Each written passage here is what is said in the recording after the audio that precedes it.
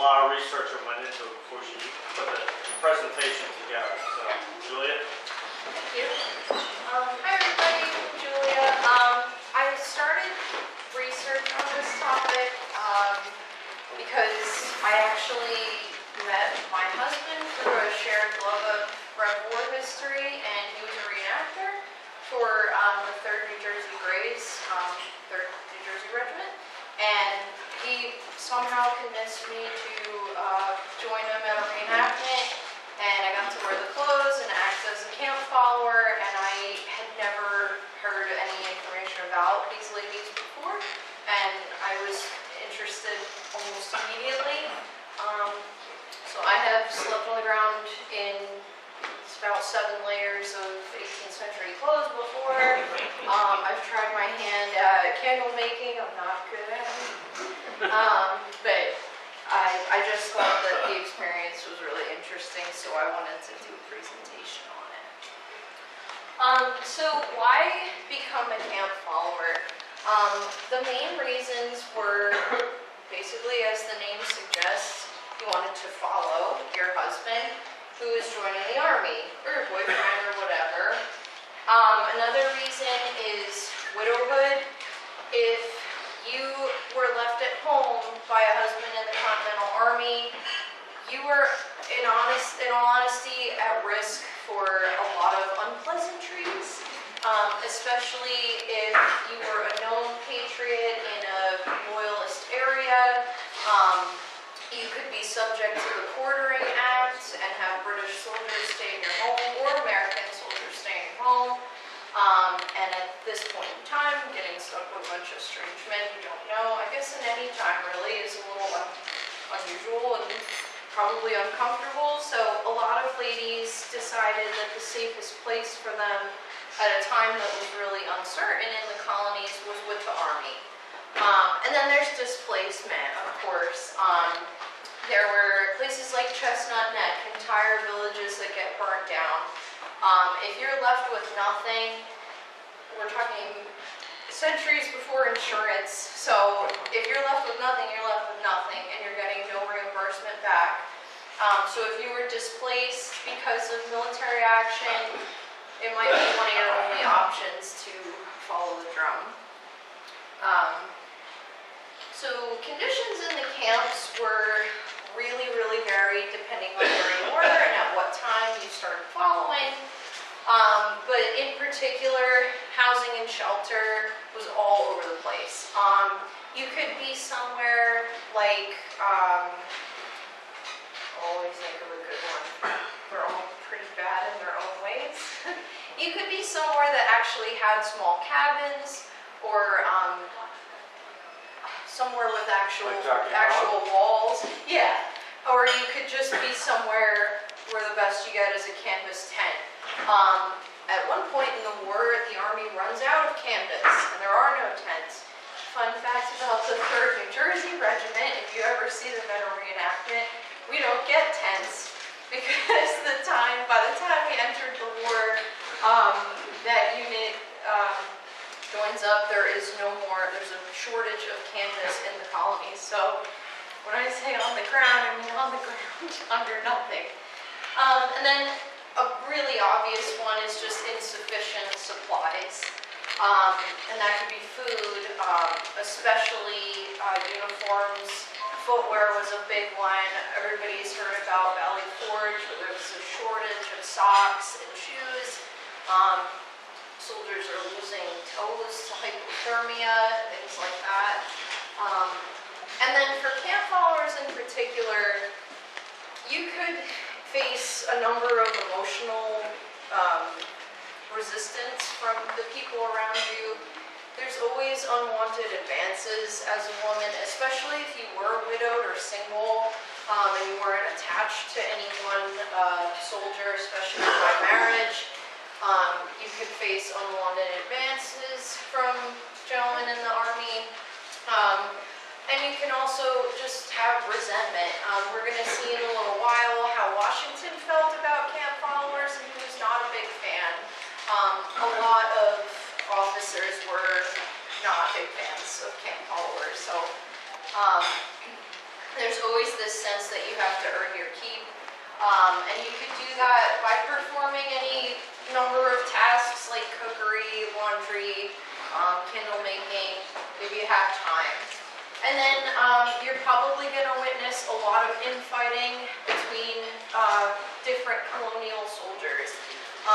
Washington, at the beginning of the war, faced a lot of difficulty with infighting, especially between soldiers from, say, Virginia and the southern colonies and those from the north.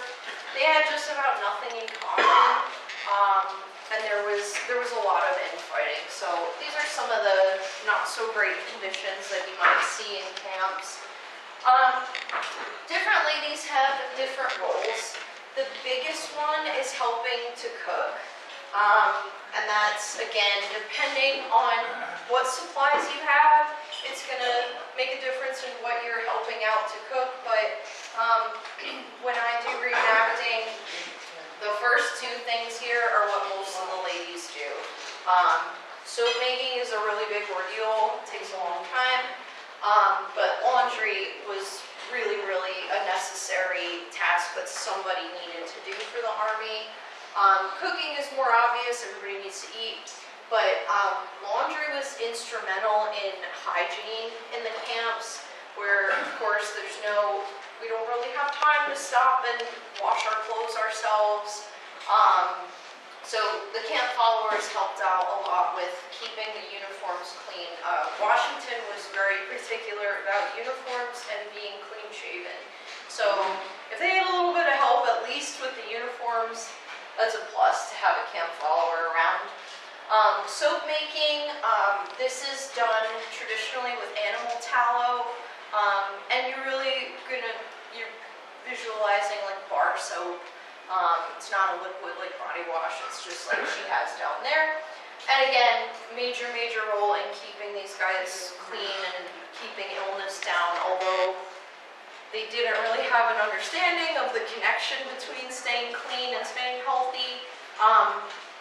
We talk about this sometimes at Cedar Bridge, when we tell folks that upstairs in the inn part of the tavern, you'll see a mattress that up to 5 people could be made to share, whether they knew each other or not.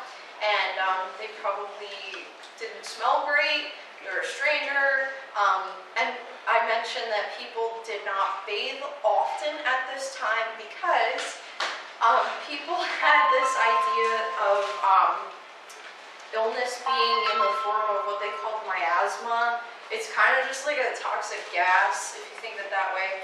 But they thought that when you bathed, your pores opened and that miasma could sneak into your skin and make you sick. So they actually thought that bathing was bad for you.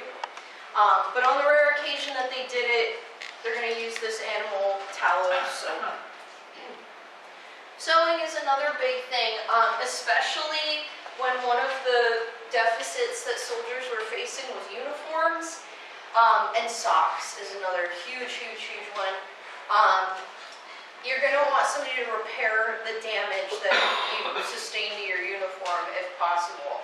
So having somebody around or a group of ladies around that knows how to fix your clothes is also a good thing, really major asset. Knitting is another whole separate thing. Martha Washington was super famous for, especially, at Valley Forge, she was known to knit and crochet socks for the soldiers in her spare time. And then candle making, this is a little bit more of a luxury item, but you do need them. Even if you're in a tent as a continental soldier, you need to see at night. So again, mostly these are going to be made from animal tallow, from livestock like cattle. If you were very rich and maybe the war wasn't affecting you so much, you could have one made of beeswax.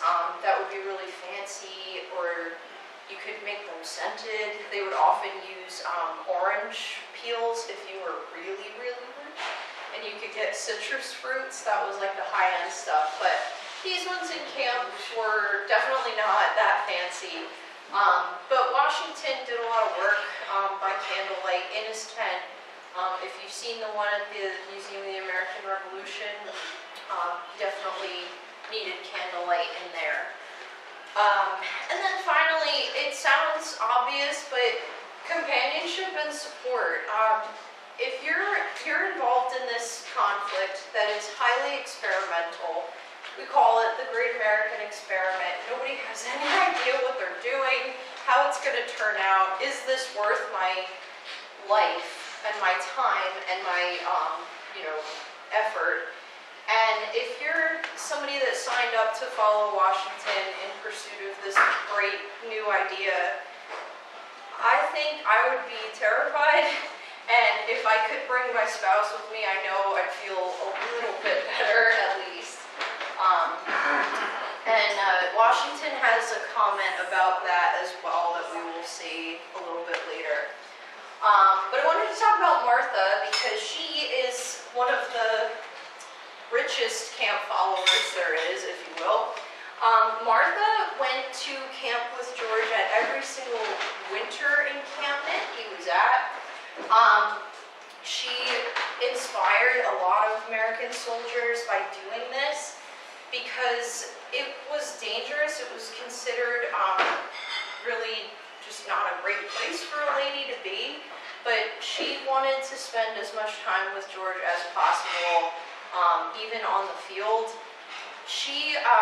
There's a really great book called Following the Drum by, I'll have to look up her name again, but she's a historian at Valley Forge, and she has an entire chapter on Martha just at different encampments, and she really is, she's an inspiration. She actually inspires other officers' wives to come and join them at different camps. One of them was particularly bad.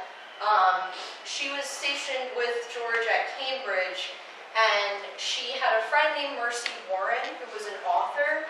They were writing letters back and forth to each other, and Mercy offers a place for Martha to stay at her house because she says, it's really bad here. You could really be hurt. You can come stay with me. And Martha not only declines to leave the camp, but she invites Mercy to come and stay. And she says, there's a really great quote that kind of boils down to Martha saying, after a while you don't even hear the gunshots anymore. It's really fine. So she's just an absolute powerhouse. Everybody described her as a hostess in every camp she was at. But she was also a stickler for her husband. And these two people were truly madly in love with each other. She would often demand that better food be brought into camp because it wasn't good enough for her husband. There's a story where she comes to Mount Vernon where, we're short on everything. We don't even have enough socks for these guys and it's snowing. And she says that the pork that they brought for General Washington is not rich enough. And she needs a whole new pig to be delivered to camp because this will never do for the general. She had her own private tent where she would entertain the other officers' wives. One thing she does that I think is really cool. We're going to talk a little bit about Elizabeth Drinker. She's a Philly gal. But Elizabeth has this really terrible story that involves her coming to Valley Forge to ask for an audience with General Washington. And when she arrives to ask him for help on her situation, which we're going to hear about, a bunch of officers start to turn her away, and Martha busts in, as she kind of does. She was a little bit of a forceful lady as well. She says, absolutely not. She's coming to my tent until dinner, and then she's eating with George and I. She never met this lady before. But she insists that Washington gives this woman an audience and helps her with her problem. So she's just known to be a real hostess even out in the sticks, in the middle of the battle. So Elizabeth, she lives in Philly. This placard is still here. It's right on the street approximately where she lived. She is thought to have lived at 147 North 2nd Street in Philly. And she has this incredible diary. I really encourage you to read it if you would like a first-person narrative of what it was like to be a woman home alone with the Quartering Act during the Revolution.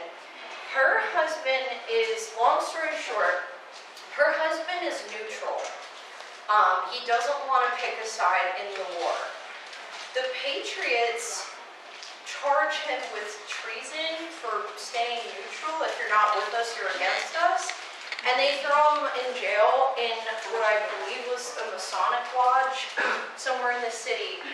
So her husband is imprisoned, and because of that, because he's already been taken away and she's living alone, she thinks that she's immune to the Quartering Act. She's under this assumption that her husband has already been sacrificed for the American cause. But then, what happens is a British major general gets quartered in her house. And that is what she writes mostly about in her diary. But one of the things she complains about is that he stayed out really late at night. She never knew when he was coming in.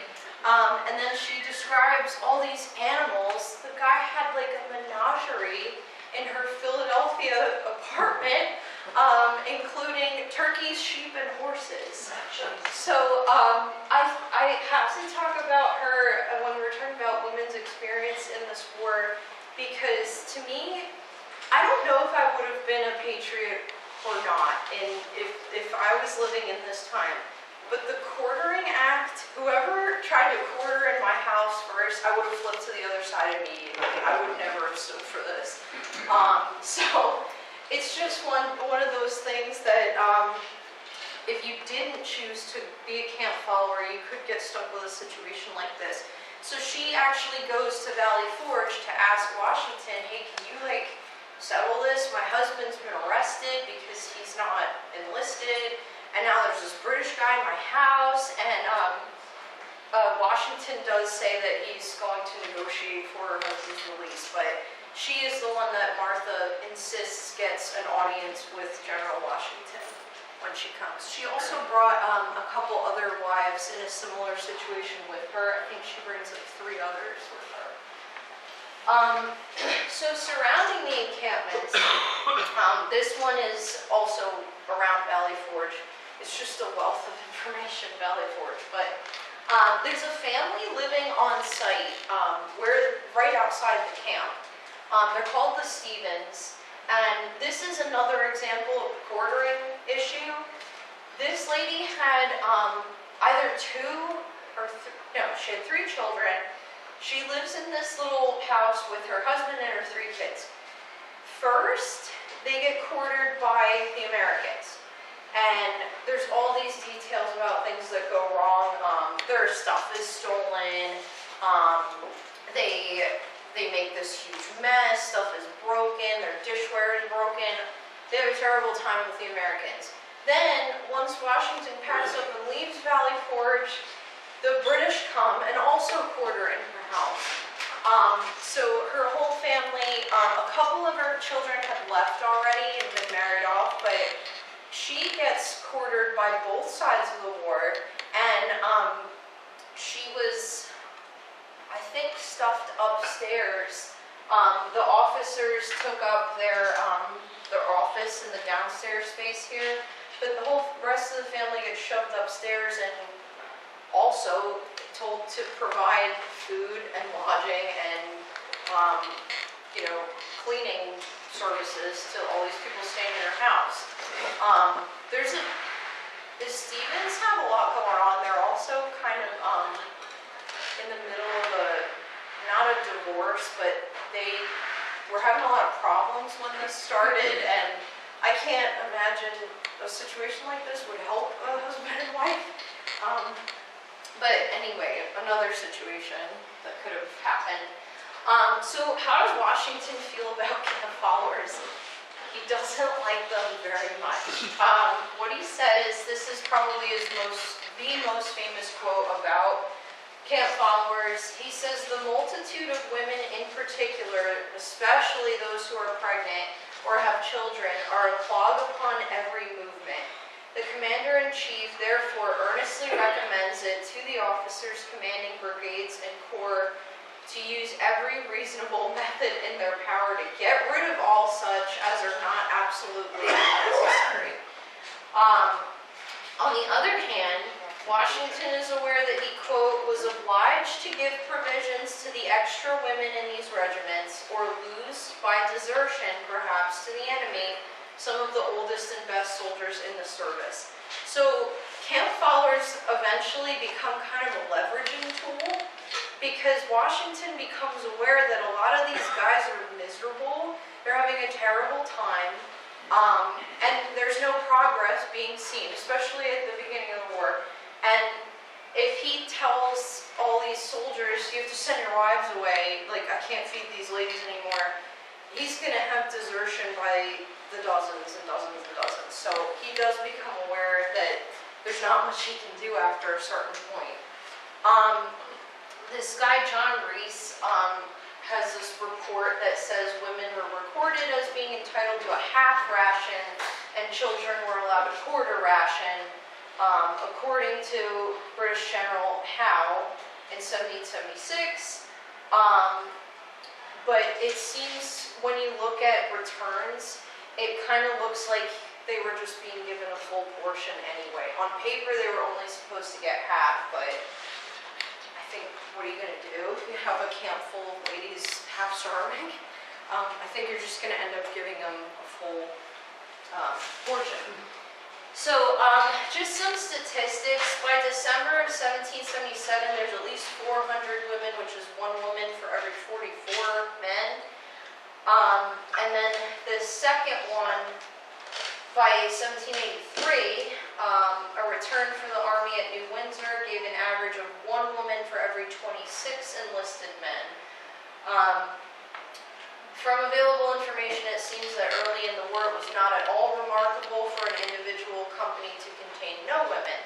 So again, this is really something that starts to build as the war goes on. You start to see more women and children start following their husbands. And then finally, for the British, in May 1777, the ratio of women in British forces in New York was about 1 to every 8 men. So they have much less of an issue feeding all these ladies. German units contained approximately 1 woman for every 30 men. Big difference there. And then in August of 1781, troops in New York and its outposts were shown to have a ratio of 1 woman to every 4.5 British troops. And then 1 to 15 for the Germans. So same thing happens for them. They get more and more as the war goes on.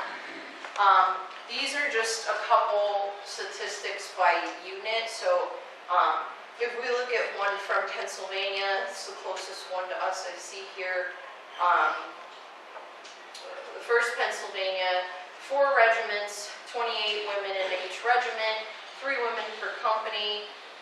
The next one, 2nd Pennsylvania, very similar with 27 and 3 women per company. But this is from a 1779 record, so give or take several, depending on what time you're looking at. So I like to end with a couple really exceptional cases of women's experiences in the Rev War. So we have to talk about Molly Pitcher, right? Always have to talk about Molly. And I have Margaret Corbin, Anna Maria Lane, and Deborah Sampson. So these are 4 ladies who are all legendary in their own right for having put on a man's uniform and done some sort of military action for the Patriot cause. Molly is a tough one to crack because we just don't have as much solid evidence saying, yeah, this is who this lady was, and this is her real name, and this is what she did, and I saw it. And she is the most legendary of the 4, but the others have some pretty solid records. So Anna Maria Lane is the first one. It's unknown if she was born in Connecticut or New Hampshire, but she was born in about 1735. Her husband enlists in 76, and she may have followed him as a camp follower, but at some point before October 4th of that same year, she dresses as a soldier and she's injured at the Battle of Germantown. It's unknown whether when she went to the doctor to get her wounds dressed, the doctor discovered if she was female or not. It's just not known. But by 1782, she's doing a laundry job in Virginia, and then her husband, John, joins the state militia again. So in 1801, she was nursing disabled vets at Point of Fork, and she received a stipend, which was very rare for this time. Oh, this is really cool. So, Speaker of the House of Delegates, William Cable, cited her as a specific example in his call for pensions, saying that she was, quote, disabled by a severe wound which she received while fighting as a common soldier in one of our revolutionary battles, from which she has never recovered and perhaps never will recover. And she did collect that pension until she died in 1810. So it's just really interesting that in the fight to get pensions, a woman's case is one of the ones that's cited. I certainly didn't expect that when I was looking at how military pensions finally come about, because it's a long fight for Rev War soldiers. A lot of them never did receive them. Their widows did eventually if they were younger. But it was a hard, long battle for them to receive any pensions. Margaret Corbin might be my favorite. She is born in Franklin, PA. In 1775, her husband joins the Pennsylvania militia. She goes with them as a camp follower, and she does all the standard camp following things. She does laundry, she cooks, and she tends to the wounded. And she did receive a small pay for doing that.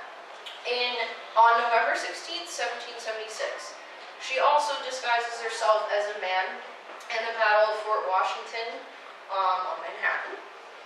And then she actually learns how to load a cannon by watching her husband train. And she's with him when he's shot and killed. So this lady has already experienced this big traumatic event. And instead of kind of breaking down and crying, she picks up the cannon and starts firing at the British herself. She was wounded in the jaw and the left breast and the left arm. She could never use that arm again. She actually gets listed among POWs, but she was released into Patriot care. Then she joins this invalid regiment at West Point until it was disbanded in 1783.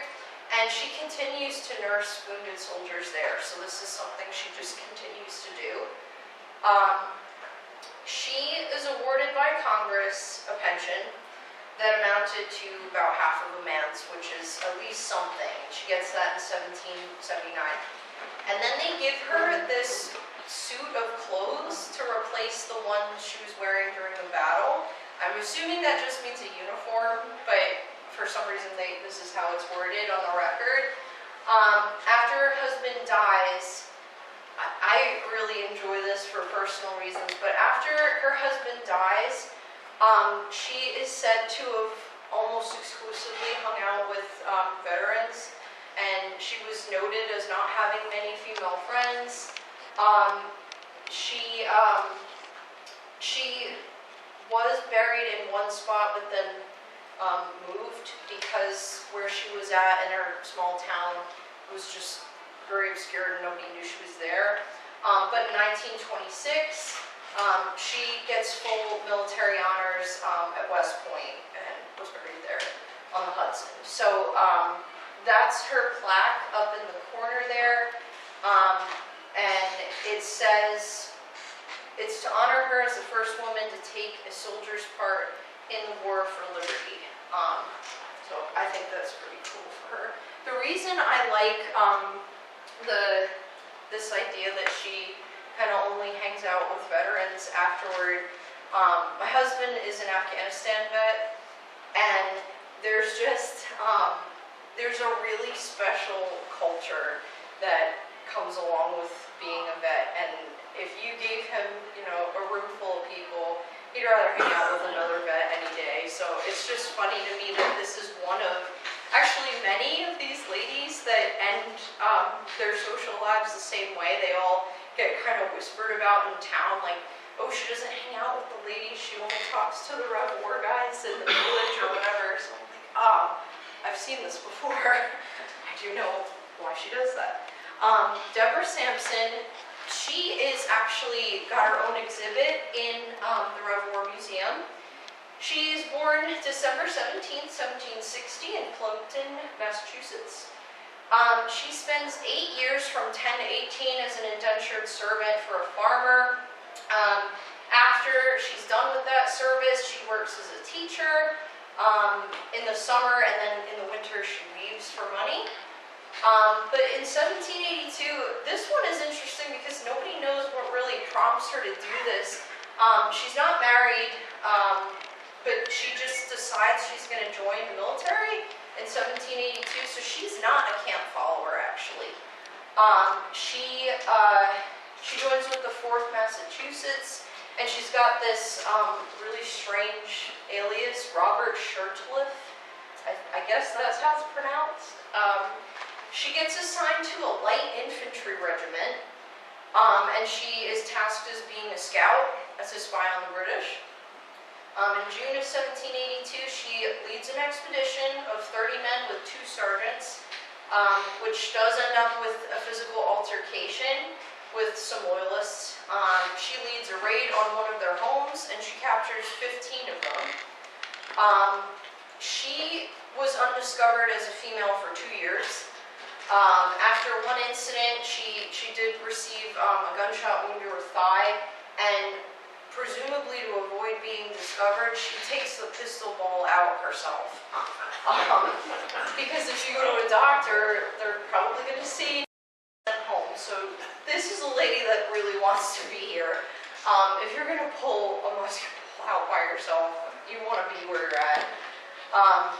But she was finally discovered in Philadelphia because she got sick and fell unconscious. So it literally took this woman losing consciousness for her to give up her identity and be discharged.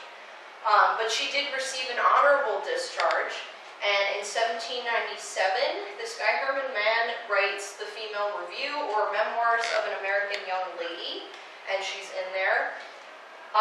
And she does something that none of the others do that I have found.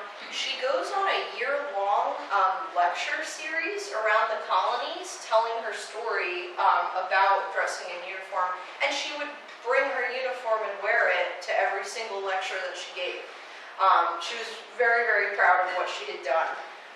She was granted a full military pension, not like Miss Corbin, who only gets half. She gets the full pension posthumously, but again, it was much later because her surviving husband petitioned for it. But the committee that gave her that pension decided that, quote, the war furnished no other similar example of female heroism, fidelity, and courage. So she was the real deal. She was very cool. And then finally, Molly Pitcher, the lady that everybody thinks of first when you talk about a woman dressing up in a uniform in the Rev War.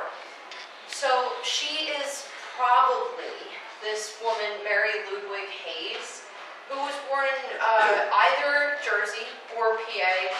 I'm hoping it's Jersey, so we can just claim her as ours. I think she sounds like a Jersey girl. To me, this is something we would do.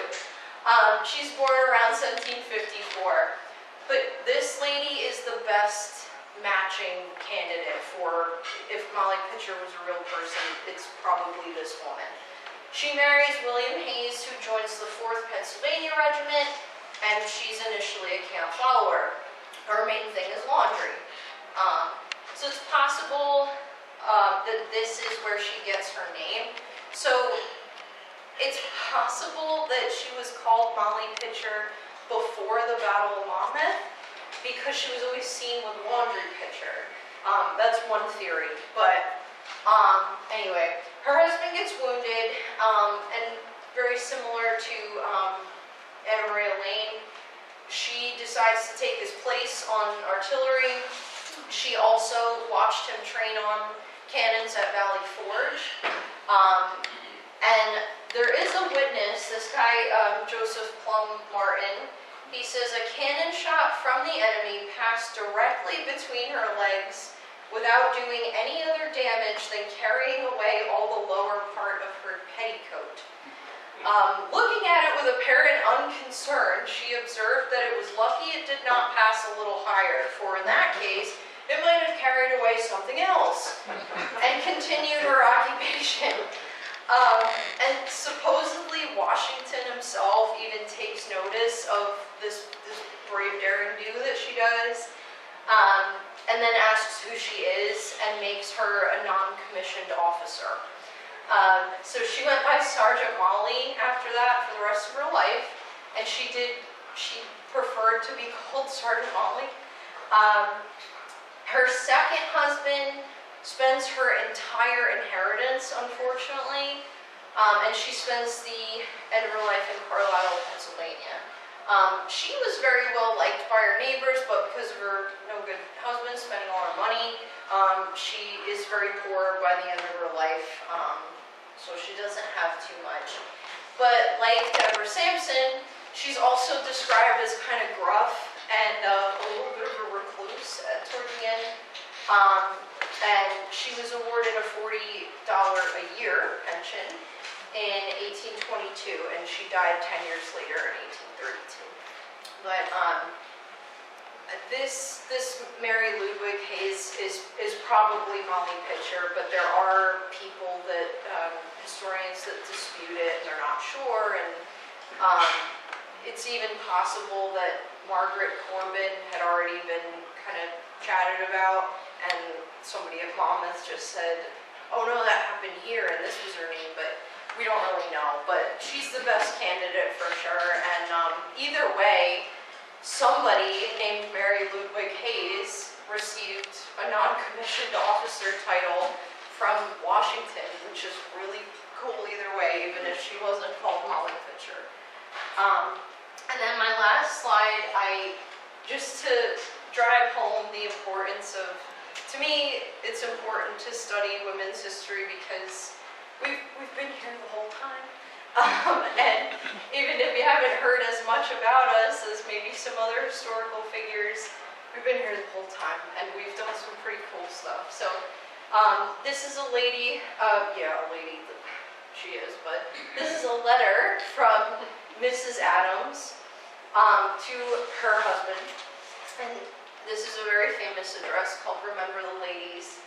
I long to hear that you have declared an independency, and by the way, in the new code of laws, which I suppose it will be necessary for you to make, I desire that you would remember the ladies and be more generous and favorable to them than your ancestors. Do not put such unlimited power into the hands of the husbands. Remember, all men would be tyrants if they could. If particular care and attention is not paid to the ladies, we are determined to foment a rebellion, and it will not hold ourselves bound by any laws in which we have no voice. So this is the women's, no taxation without representation, but it's no legislation without representation. So these experiences are all over the place, but the reason I wanted to include so many different ones is because our experiences have always been so many different ones. It hasn't always historically been just washing clothes and cooking and watching the kids. Some of us did really big things, and some of us did big things in a smaller package. Without those ladies knitting socks, we don't know how many other soldiers would have lost their feet or their toes freezing. at Valley Forge. We don't know how many of Washington's troops would have starved if he didn't let the camp followers stay and help with cooking meals. So, yeah, remember the ladies. Thank you for listening.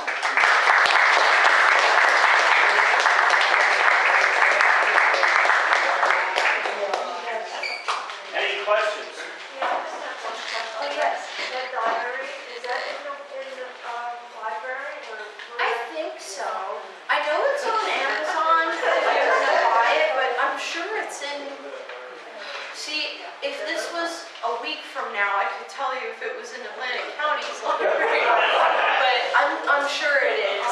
But it's really cool. It's such a good read. Yeah, I like that. It is in some, colonial spelling, which is a little bit rough sometimes, but it's very cool. And you can really see, like, all the emotions she's dealing with. Like, there's a strange man in my house, and he came in at 1 in the morning, and he brought turkeys with him. Like, it's crazy. So, really, really good read. Which branch will you be located? I will be at Pleasantville. Okay, good.